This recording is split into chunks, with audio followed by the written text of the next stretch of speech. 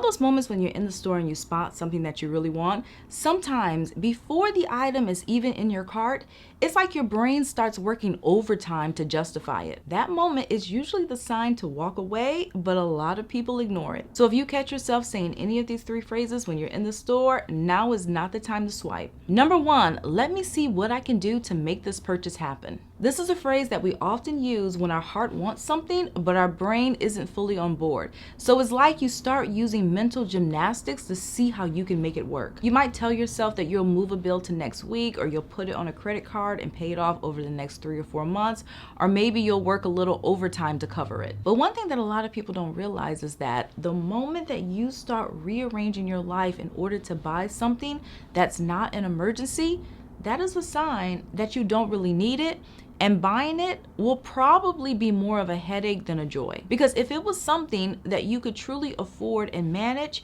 you wouldn't have to think this hard. You wouldn't have to mentally calculate payment plans or convince yourself that it's gonna be okay. Buying something should not feel as if you're negotiating a peace treaty. So if it requires a backup plan and a miracle, it's not worth it. And trust me, your wallet will thank you for listening to that tiny voice that tells you, not today. You should also walk away if you catch yourself saying, let me grab this just in case. And this one can sound very responsible, but it's one of the sneakiest ways to overspend. When you say those 3 words, what you're actually telling yourself is that I do not have a real need for this item in my life at this moment. Just in case is how closets get full. It's how bathrooms end up with 12 half-used lotions and body washes. And it's how money quietly disappears into things that you forgot that you even bought. And a good rule is really to simply ask yourself, do I need it right now today? Not for a possible future trip or an event that might not even happen. And if the answer is no,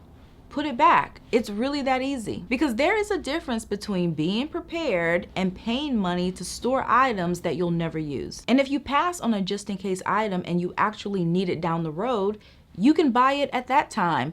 In most cases, it's still gonna be available. This keeps your home clear, your money in your account, and your purchases intentional. And finally, walk away if you catch yourself saying, worst case, I can always return it. And this one sounds like a safety net, but it's really an excuse and how we give ourselves permission to impulse buy, and we convince ourselves that it's not a big deal because there's always the return policy and we can change our mind. But let's be honest, even though a lot of people have intentions of going back to the store, sometimes they never make it. And the item just sits in the bag, they forget about it, and by the time they remember, the return window has already passed. And in the end, the return excuse for a lot of people is really just a way to avoid making a real decision. Because if you tell yourself that you can always just bring it back, that means that deep down, you weren't really sure about buying the item in the first place. So instead of always using the return policy as a cushion, ask yourself these 2 questions. 1, do I actually want this, or do I just like the idea of buying something?